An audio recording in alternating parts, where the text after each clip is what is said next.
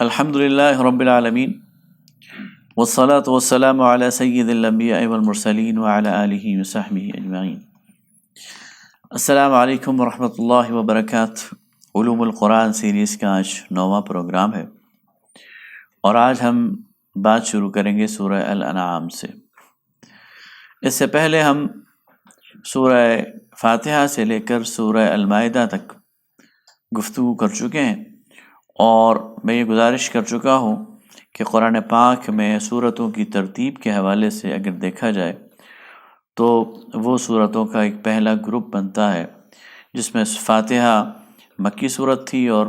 اگلی جو 4 صورتیں تھیں البقرہ، آل عمران اور النساء اور المائدہ، یہ مدنی صورتیں تھیں۔ ان صورتوں کا بنیادی جو اس کی آڈینس ہے اور جن کو مخاطب کیا گیا ہے وہ اہل کتاب ہیں، اور پھر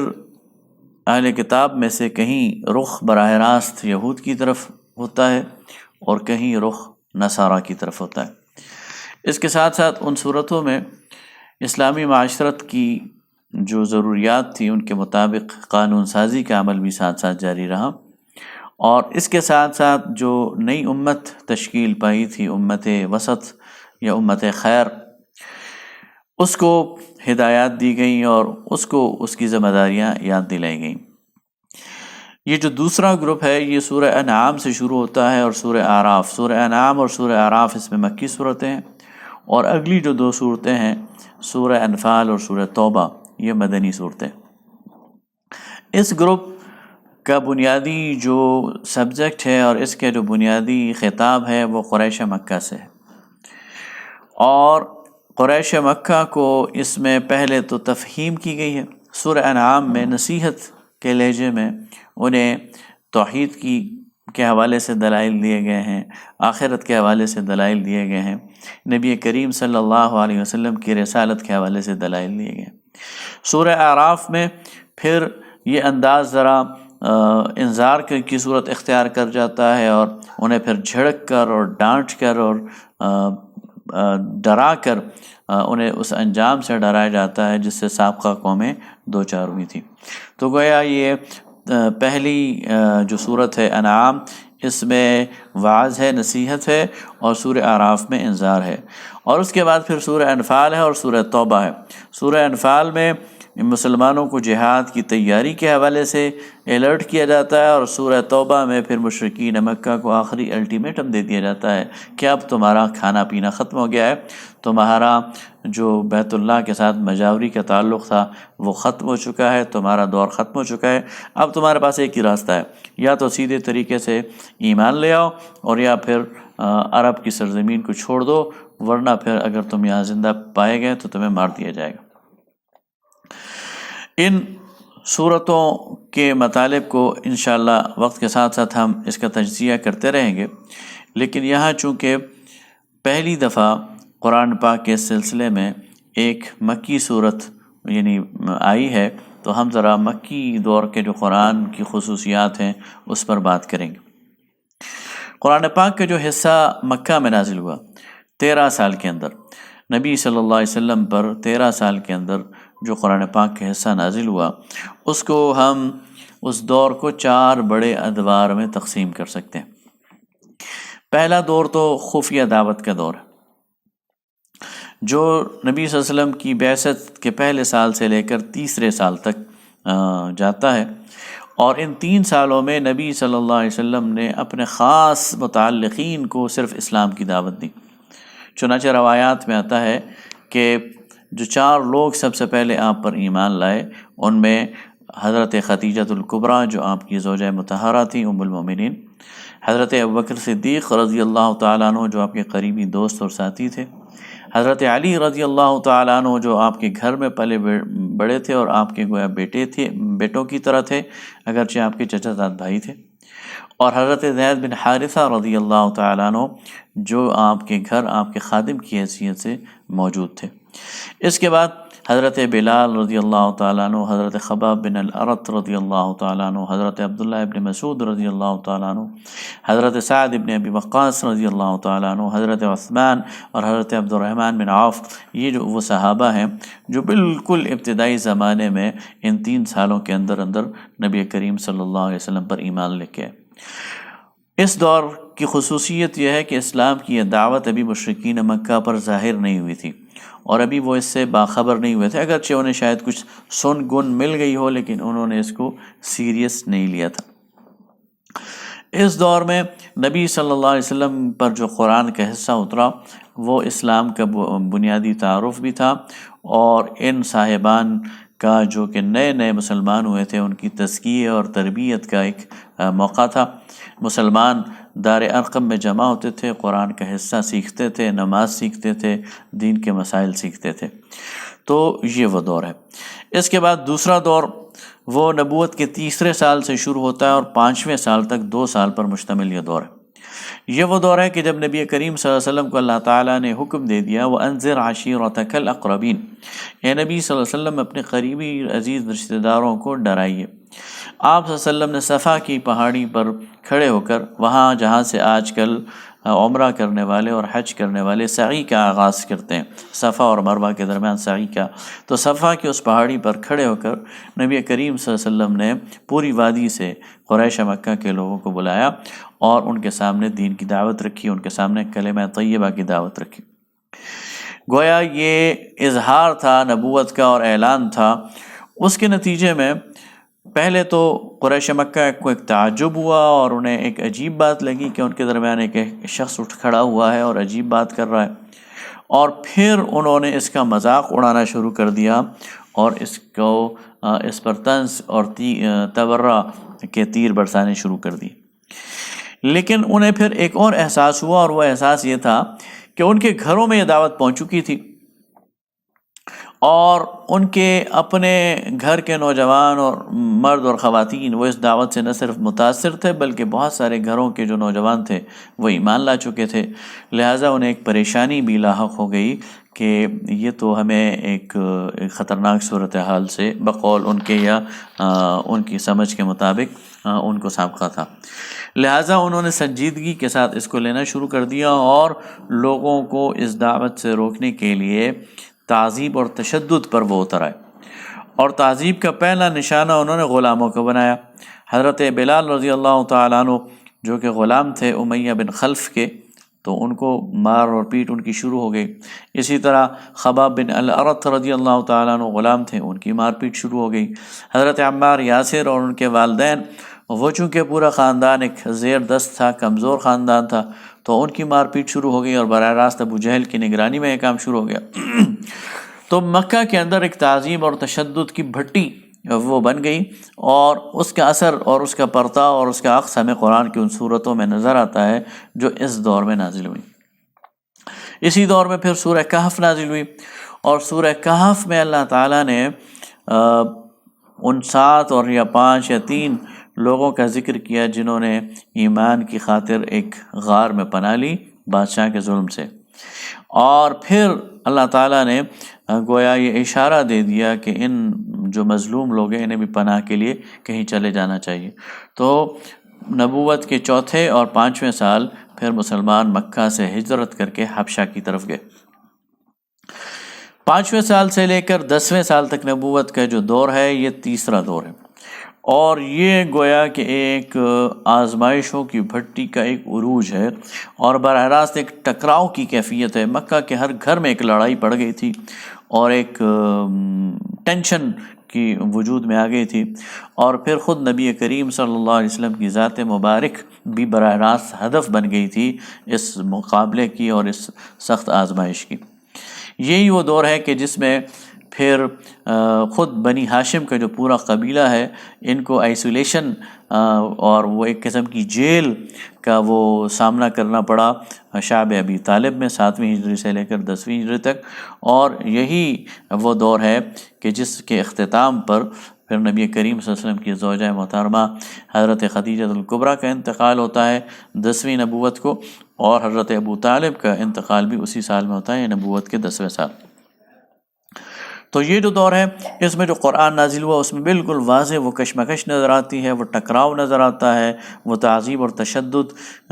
کے ہتھ کنڈے نظر آتے ہیں، اور مسلمانوں کو اللہ تعالیٰ کی طرف سے صبر اور استقامت کی تلقین نظر آتی ہے، اور مشرکین پر اتمام حجت بھی کی جاتی ہے، اور انہیں ڈرایا جاتا ہے کہ جو طرز عمل تم نے اختیار کیا ہے اس کا انجام ٹھیک نہیں۔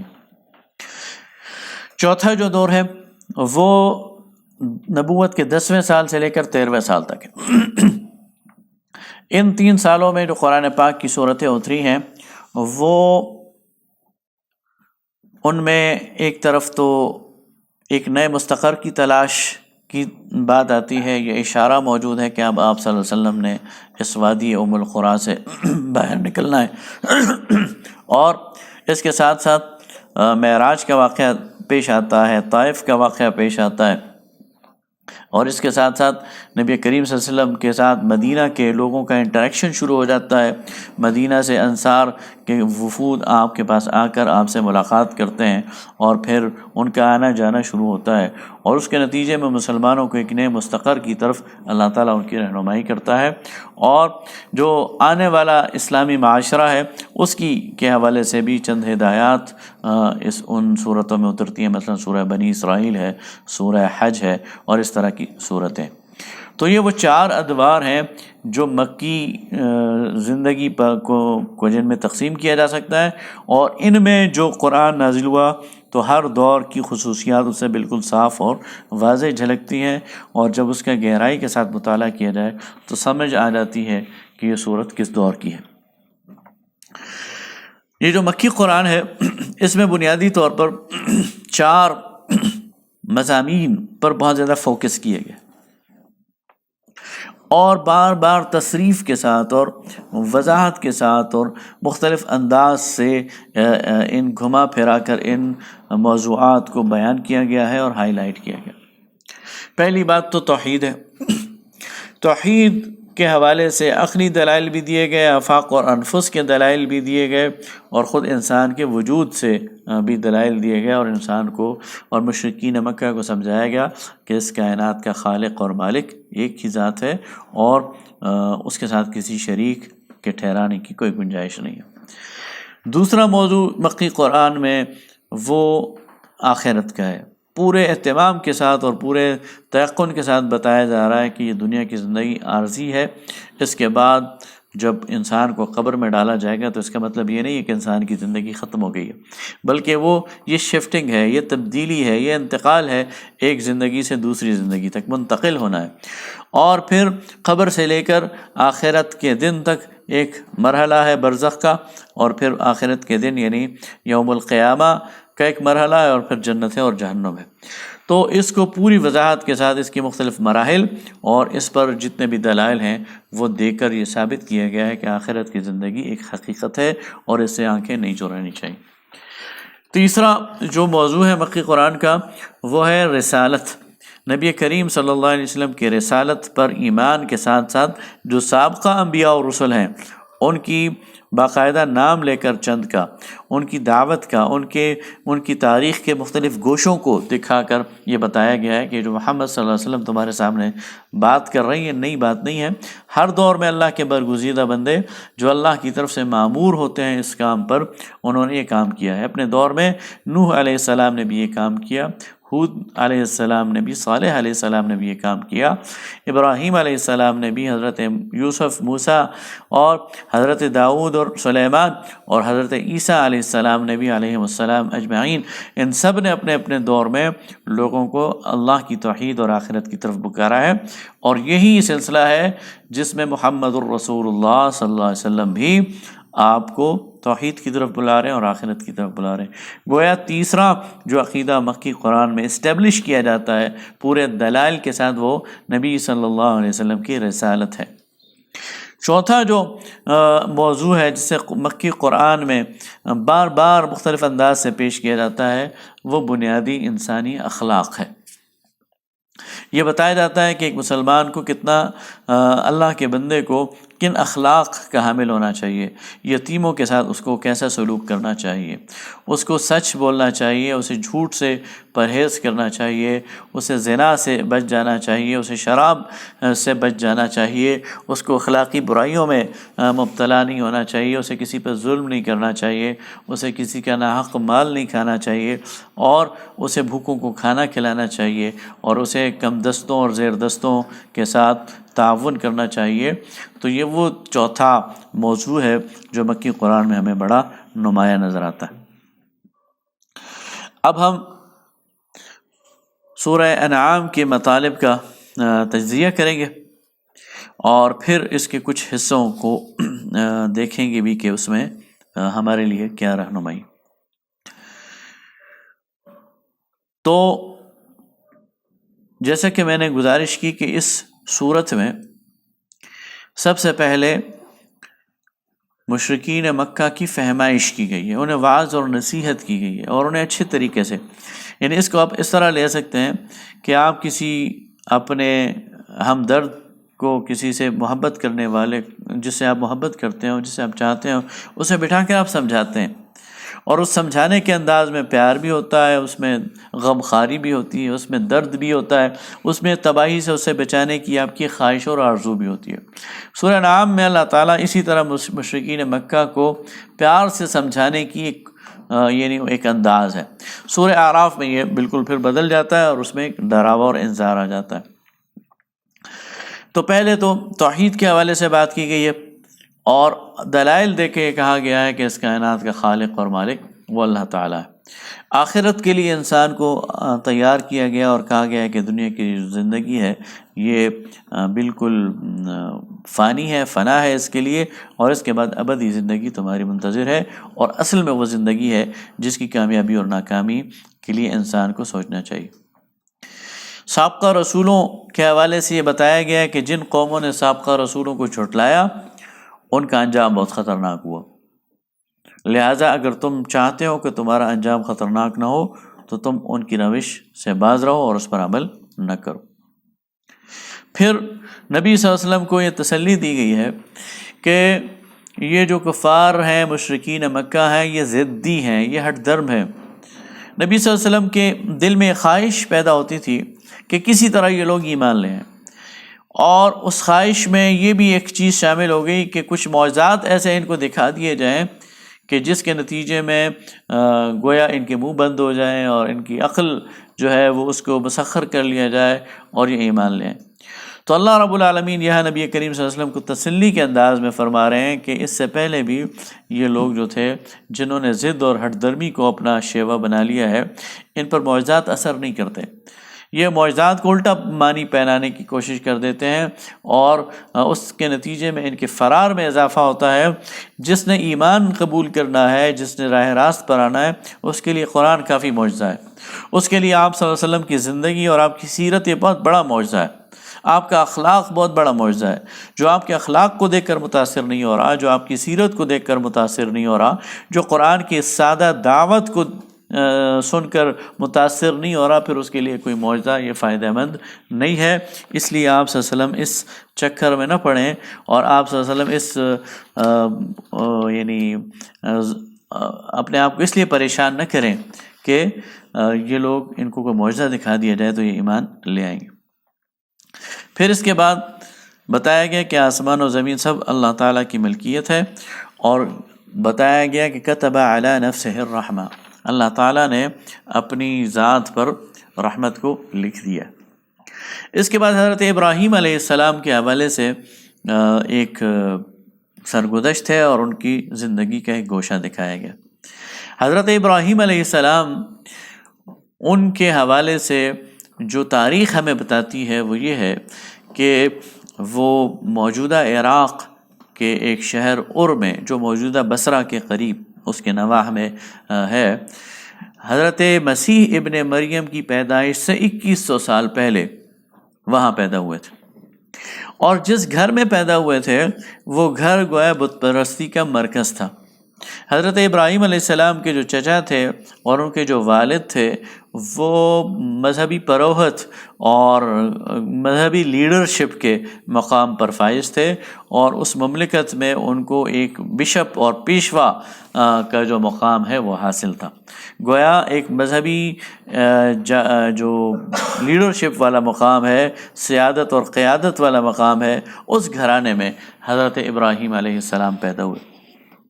اور اپنے سامنے صبح شام وہ بتوں کو بنتا ہوا دیکھتے تھے، پوجتا ہوا دیکھتے تھے، لیکن چونکہ اللہ تعالیٰ نے انہیں فطرت سلیم دی ہوئی تھی، اس لیے پہلے دن سے جو ہی انہوں نے شعور کی آنکھ کھولی انہیں یہ چیزیں اچھی نہیں لگیں، اور قرآن میں دیگر مقامات پر آتا ہے کہ وہ اس پر کبھی بھی مطمئن نہیں ہوئے۔ اور یہی وجہ ہے کہ ابراہیم علیہ السلام نے اپنے والد کو کہا کہ آپ یہ جو بت بناتے ہیں تو میں تو اس میں کوئی سینس نہیں پاتا، میں تو اس میں کوئی عقلی دلیل نہیں پاتا، اور میں تو آپ کو گمراہ سمجھتا ہوں، اس لیے کہ مجھے نہیں یقین کہ ان بتوں سے کسی کو کوئی فائدہ پہنچ سکتا ہے اور کسی کو کچھ نقصان پہنچ سکتا ہے۔ پھر اللہ تعالیٰ حضرت ابراہیم کے خود ان کی جو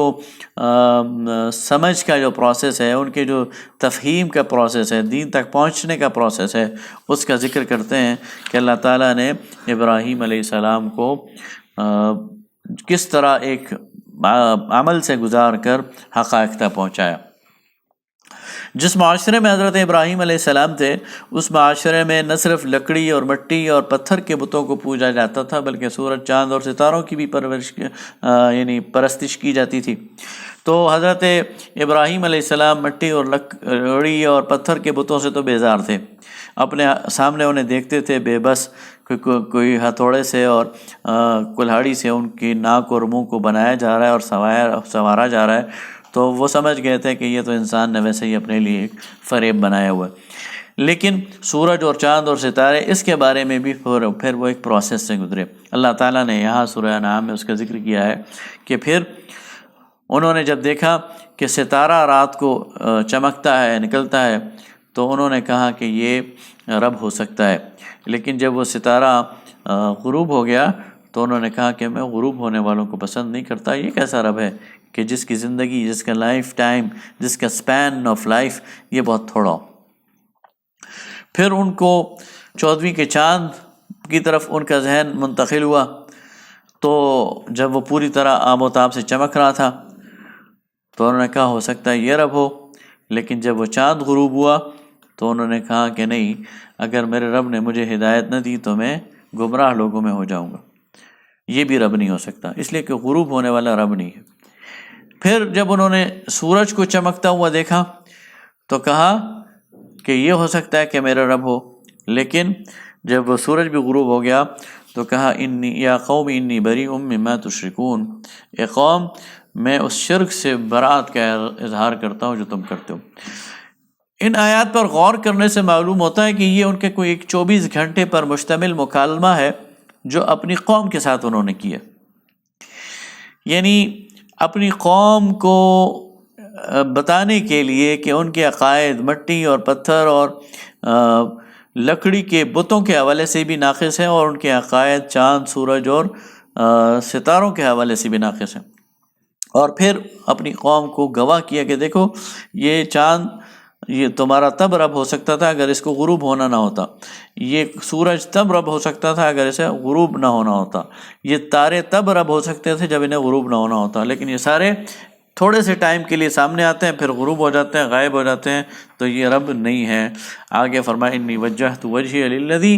فطر السماوات والارض حنیفا وما انا من المشرکین، میں تو اپنا رخ اس ذات کی طرف کرتا ہوں جس نے بنایا ہے آسمانوں اور زمین کو، اور میں یکسو ہوں اور میں شرک کرنے والوں میں سے نہیں ہوں۔ تو اس طرح ابراہیم علیہ السلام نے اپنی قوم کے سامنے یہ بالکل واضح کر دیا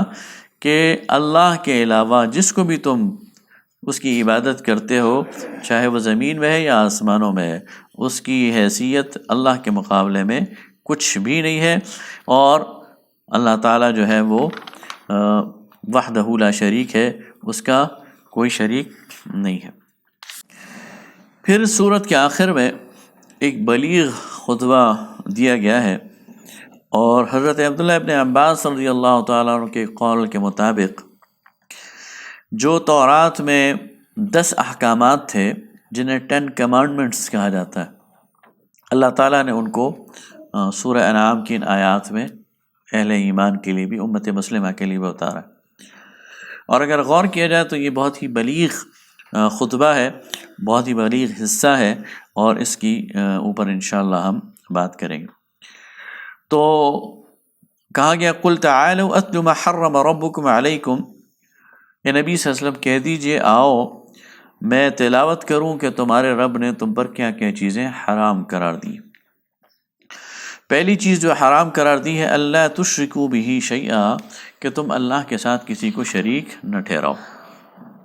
یہ بہت بڑا ایک موضوع ہے شرک کا، اور بہت حساس نوعیت کا موضوع ہے، اس لیے کہ اللہ تعالیٰ نے شرک کے حوالے سے بالکل واضح طور پر قرآن پاک میں یہ بات کہہ دی ہے کہ جو شخص شرک کی حالت میں مر جائے گا اس کے لیے بخشش کا دروازہ بند ہے، اس کو کسی بھی صورت میں نہیں بخشا جائے گا۔ کوئی شخص گناہ گار ہے اور گناہ کی حالت میں مر جاتا ہے تو اللہ تعالیٰ کی رحمت سے یہ امید ہے کہ اللہ تعالیٰ اس پر نظر کرم کر دے اور اسے معاف کر دے، لیکن ایک شخص شرک کی حالت میں مرے گا تو اس کے لیے کسی بھی صورت میں بخشش کی اور نجات کی کوئی صورت نہیں ہے، اس کو اللہ تعالیٰ نے اس کا دروازہ بند کر دیا۔ لہذا اس موضوع پر ہمیں ذرا بالکل وضاحت کے ساتھ دیکھنا چاہیے کہ شرک کیا ہے۔ ایک تو ہے اللہ کی ذات میں شرک، کہ ہم اللہ تعالیٰ کیا کسی کو بیٹا بنا دیں، کسی کو اللہ تعالیٰ کا شریک بنا دیں، بھائی بنا دیں، اللہ تعالیٰ کا کسی کو ایسا اس کی ذات کے جزو بنا دیں کہ گویا اللہ تعالیٰ کی ذات سے وہ ہے، اس کا بیٹا ہے، اس کی بیٹی ہے، اس کی بیوی ہے، جس طرح کے مشرکین میں اور یہود میں اور نصارہ میں، نصارہ کہتے تھے کہ مسیح علیہ السلام اللہ کے بیٹے ہیں، اور یہود کہتے تھے عزیر اللہ علیہ السلام اللہ کے بیٹے ہیں، اور مشرکین کہتے تھے کہ ملائکہ اللہ کی بیٹیاں ہیں۔ تو اللہ تعالیٰ کی ذات میں کسی کو شریک ٹھہرانا، جس کو اللہ تعالیٰ نے منع کیا ہے۔ اللہ کی ذات واحد ہے، نہ اس نے کسی کو جنا ہے، نہ اسے کسی نے جنا ہے، اور نہ اس کا کوئی ہمسر ہے۔ دوسری شرک کی قسم ہے صفات میں شرک، کہ اللہ کی ذات میں تو کوئی شریک نہیں ہے، لیکن اللہ کی صفات جیسی صفات کسی اور کی بھی ہو سکتی ہیں۔ مثلا جتنا اللہ رحیم ہے کوئی اور بھی رحیم ہو سکتا ہے، جتنا اللہ کریم ہے کوئی اور بھی کریم ہو سکتا ہے، جتنا اللہ کا علم ہے اتنا علم کسی اور کے پاس بھی ہو سکتا ہے، جتنا اللہ غصے والا ہے، قہر والا ہے، کوئی اور بھی قہر والا ہو سکتا ہے۔ تو اگر کوئی انسان کسی بھی صفت میں اللہ تعالیٰ کا کسی کو شریک ٹھہراتا ہے تو یہ بھی شرک ہے، اور اس سے بھی منع کیا گیا۔ تیسری شرک کی قسم ہے اختیارات میں شرک، کہ جو اللہ کی اتھارٹی ہے، اللہ کے اختیار ہے، وہ کسی اور کے بھی ہے۔ یہ اللہ کا اختیار ہے کہ وہ قانون دے، لیکن اگر یہ اختیار ہم اللہ سے لے کر انسانوں کو دے دیں، پارلیمنٹ کو دے دیں،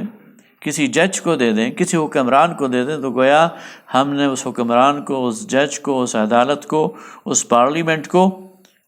اللہ کا شریک بنا دیا۔ یہ جو فرعون نے کہا انا ربکم الاعلی، میں تمہارا سب سے بڑا رب ہوں، یا حضرت موسیٰ کو کہا لئن اتخذت الہا غیری لاجعلنک من المسجونین، اگر تو نے میرے علاوہ کسی کو الہ بنایا تو میں تجھے جیل بھجوا دوں گا۔ تو یہ الوہیت اور ربوبیت کا دعویٰ ان معنوں میں نہیں تھا کہ فرعون یہ کہتا ہو کہ میں نے زمین و آسمان بنائے ہیں، یا میں خدا کا بیٹا ہوں، یا میرا خدا سے کوئی تعلق ہے۔ اگر ان معنوں میں فرعون الوہیت اور ربوبیت کا دعویٰ کرتا تو کوئی بھی نہ مانتا۔ فرعون نے اختیارات کو چیلنج کیا، اس نے کہا کہ میرا قانون مانو، میری شریعت مانو، حلال اور حرام جو میں ڈیسائیڈ کر دوں وہ مان لو، ان معنوں میں الوہیت کا دعویٰ کیا، یہ بھی شرک ہے۔ یہ حق اللہ کا ہے کہ اللہ انسانوں کو قانون دے، ان کو حلال اور حرام دے، یہ اس کا اختیار ہے۔ تو اس کے اختیارات کو چیلنج کرنا اور اس کو کسی اور کے سپرد کرنا، یہ اس کے اختیار میں شریک کرانا ہے کسی کو، اور یہ بھی شرک ہے۔ اسی طرح حقوق میں کسی کو شریک ٹھہرانا، یہ اللہ کا حق ہے کہ اس کی عبادت کی جائے، اس کے سامنے سر جھکایا جائے، اس کے سامنے قنوت کی جائے، اس کے سامنے سیدھا کھڑا ہوا جائے ہاتھ باندھ کر، اس کے سامنے رکوع کیا جائے۔ یہ اللہ کا حق ہے کہ اس کو بالا و برتر مانا جائے۔ یہ اللہ تعالیٰ کا حق ہے کہ اس کا شکر ادا کیا جائے۔ یہ اللہ کا حق ہے کہ اس کی تعریف کی جائے، اس لیے کہ تعریف کے لائق وہ ہے، عبادت کے لائق وہ ہے، جھکنے کے اس کے سامنے جھکنے کے لائق صرف وہی ہے، تعظیم کے لائق وہی ہے۔ اس لیے اس لحاظ سے بھی کسی اور کے سامنے جھکنا، کسی اور کے سامنے قنوت اختیار کرنا، کسی اور کے لیے وہ طرز عمل اختیار کرنا جو اللہ کے لیے، اسی لیے جو سجدہ ہے غیر اللہ کو، یہ حرام ہے۔ یہ کسی اور کا حق نہیں کہ اس کے سامنے سجدہ کیا جائے، کسی اور کا حق نہیں ہے کہ اس کے سامنے تعظیم کے لیے بو کیا جائے، اس کے لیے جھکا جائے، تو یہ حقوق میں شرک ہے اور اس سے بھی منع کیا گیا۔ آگے فرمایا وَبِالْوَالِدَيْنِ احسانا، اور والدین کے ساتھ حسن سلوک کرو۔ اس پر انشاءاللہ آگے ہم بات کریں گے، کسی موقع پر قرآن پاک میں یہ بات جگہ جگہ آئی ہے کہ والدین کے ساتھ حسن سلوک کرو، وہاں ہم اس کو ذرا وضاحت سے بیان کریں گے۔ آگے فرمایا وَلَا تَقْتُلُوا أَوْلَادَكُمْ مِنْ إِمْلَاقٍ، اور اپنے اولاد کو مفلسی کے ڈر سے قتل نہ کرو، اور خاص طور پر بیٹیوں کو۔ تو یہ مشرکین عرب میں بھی چیز تھی، اور آج بھی لوگ یہ بات لے کر بہبود آبادی کے نام پر سامنے آتے ہیں کہ دنیا کی آبادی بہت بڑھ گئی ہے، اسے کم ہونا چاہیے، اور اب کرونا سے اپنے آپ کو بچائیں۔ اب تو دوڑ رہے ہیں، لیکن پھر خود ہی پلان کرتے ہیں کہ دنیا کی آبادی کم ہونی چاہیے، اور کم ہونے کا طریقہ یہ ہے کہ بچے کم پیدا کیے جائیں، اس لیے کہ یہ آ کر برڈن بن جاتے ہیں انسانی وسائل پر۔ اللہ فرماتا ہے کہ تم اپنی اولاد کے حوالے سے رزق کے بارے میں پریشان نہ ہوا کرو، نحن نرزقکم وإیاہم، ہم تمہیں بھی رزق دیں گے اور انہیں بھی رزق دیں گے۔ تمہارا رزق بھی ہمارے ذمہ ہے، ان کا رزق بھی ہمارے ذمہ ہے، اس لیے رزق کے ڈر سے اور مفلسی کے ڈر سے اپنے بچوں کو قتل نہ کرو، یا انسانوں کو اس دنیا میں آنے سے نہ روکو۔ آگے فرمایا وَلَا تَقْرَبُوا الْفَوَاحِشَ مَا ظَهَرَ مِنْهَا وَمَا بَطَنَ، اور فحش باتیں چاہے وہ چھپی ہوئی ہوں یا ظاہر ہوں، ان سے بچو اور ان کے قریب بھی نہ جاؤ، بے شرمی کی باتوں کے قریب بھی نہ جاؤ، خواہ وہ کھلی ہوں یا چھپی ہوں۔ وَلَا تَقْتُلُوا النَّفْسَ الَّتِي حَرَّمَ اللَّهُ إِلَّا بِالْحَقِّ، اور اس نفس کو قتل نہ کرو جس کو اللہ نے حرام ٹھہرایا ہوا، انسانی جان کی حفاظت کرو سوائے حق کے۔ یعنی اگر ایک شخص قاتل ہے تو اس کا قتل، یہ تو اللہ کا حکم ہے کہ اسے سزائے موت دی جائے، لیکن اگر کسی شخص نے ایسا کوئی جرم نہیں کیا تو پھر اس کی جان محترم ہے، اور اس کو قتل کرنا یہ ناجائز ہے۔ ذالکم وصاکم بہ لعلکم تعقلون، اس کی وصیت کی جا رہی ہے تمہیں تاکہ تم عقل رکھو۔ ولا تقربوا مال الیتیم، اور مال یتیم کے قریب بھی نہ بھٹکو، الا باللتی ہی احسن، سوائے اس کے کہ بھلے طریقے سے تم اس کو استعمال کرو، کسی کاروبار میں لگاؤ، نفع اس سے کماؤ تاکہ اس یتیم کا جو مستقبل ہے وہ محفوظ ہو سکے۔ حتی یبلغ اشدہ، یہاں تک کہ وہ یتیم جو ہے وہ بلوغت تک پہنچ جائے اور قوی ہو جائے، اور تم اس کو اس کا مال واپس کر دو۔ وَأَوْفُوا الْكَيْلَ وَالْمِيزَانَ بِالْقِسْطِ، اور ناپ اور تول میں پورا انصاف کرو۔ تمہاری جو معاشی زندگی ہے وہ بھی اصولوں کی پابند ہونی چاہیے، تم ناپ اور تول میں بھی پورا کرو، انصاف کے حوالے سے بھی، میزان کے حوالے سے بھی۔ اس میں ملاوٹ بھی آ جاتی ہے، اس میں احتکار اور ذخیرہ اندوزی بھی آ جاتی ہے، اس میں کم ناپنا اور تولنا بھی آ جاتا ہے، اور اس میں ہر طرح کا جو تجارتی فراڈ ہے وہ سب آ جاتا ہے، ان سب سے منع کیا گیا۔ لا نکلف نفسا الا وسعها، آگے فرمایا کہ انسانی نفس پر اتنا ہی بوجھ ہے جتنا کہ وہ اٹھا سکے۔ وَإِذَا قُلْتُمْ فَاعْدِلُوا وَلَوْ كَانَ ذَا قُرْبَى، اور جب تمہیں کوئی بات کرنے کا موقع ہو تو عدل سے بات کرو، چاہے تمہارے عزیز و رشتہ دار ہی کیوں نہ ہوں جو اس کی زد میں آتے ہوں۔ وَبِعَهْدِ اللَّهِ أَوْفُوا، اور اللہ کے ساتھ جو تم نے وعدے کیے ہیں ان کو پورا کرو۔ ذَلِكُمْ وَصَّاكُمْ بِهِ لَعَلَّكُمْ تَذَكَّرُونَ، یہ وہ وصیحت ہے جو تمہیں کی جا رہی ہے تاکہ تم نصیحت پکڑو۔ وَأَنَّ هَذَا صِرَاطِي مُسْتَقِيمًا، اور یہی وہ راستہ ہے جو سیدھا راستہ ہے، فَاتَّبِعُوهُ، تو تم اسی کا اتباع کرو، وَلَا تَتَّبِعُوا السُّبُلَ، اور اس کے علاوہ جو راستے ہیں ان کی پیروی نہ کرو، فَتَفَرَّقَ بِكُمْ عَنْ سَبِيلِهِ، یہ تمہیں اس راستے سے ہٹا دیں گی۔ ذَلِكُمْ وَصَّاكُمْ بِهِ لَعَلَّكُمْ تَتَّقُونَ، تو تمہیں وصیت کی جا رہی ہے تاکہ تم تقوی اختیار کرو۔ پھر اہل کتاب ہی کو مخاطب کیا جا رہا ہے، اور حضرت موسیٰ علیہ السلام کے حوالے سے بتایا جا رہا ہے کہ انہیں تورات دی گئی جس میں تفصیل تھی تمام احکامات کی، لیکن تم نے ان کو نظر انداز کر دیا۔ پھر اہل کتاب ہی کے حوالے سے ایک اور روش کی بات کی گئی کہ ان الذین فرقوا دینہم وکانوا شیعا لست منہم فی شیء انما امرہم الی اللہ ثم ینبئہم بما کانوا یفعلون، یہ وہ لوگ ہیں جنہوں نے دین کو ٹکڑے ٹکڑے کر دیا، افتراق میں پڑ گئے، انتشار میں پڑ گئے، فقہی موشگافیوں میں پڑ گئے، بحث میں، جدال میں، تنازعات میں پڑ گئے، اور اس کا نتیجہ یہ ہوا کہ بے برکتی آ گئی،